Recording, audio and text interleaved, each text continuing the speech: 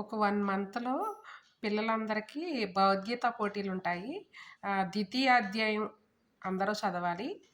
నేను 2 డేస్ నుంచి ద్వితీయాధ్యాయం మొదలుపెట్టాను. కొంచెం కష్టంగా అనిపిస్తుంది ఈ అధ్యాయం. ఎందుకంటే శ్లోకాలు కూడా 4 లైన్స్ అలా ఉంటాయి.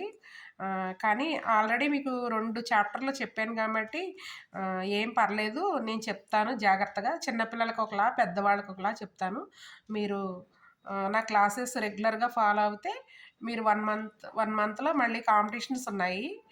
శశికళ మేడం గారు నిర్వహిస్తున్నారు.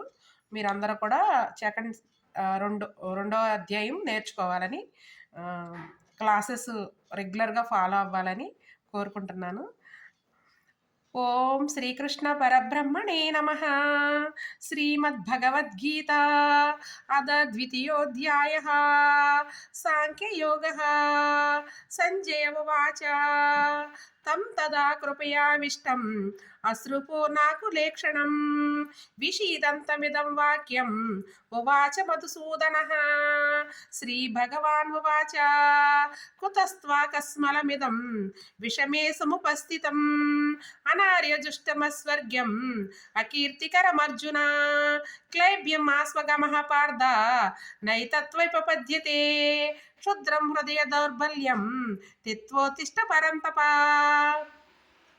అర్జున ఉవాచ కథం భీష్మహం శంకే ద్రోణం చ మధుసూదనః. ఇషిభిః ప్రతియోచ్యామి పూజార్హా వరిసూదన.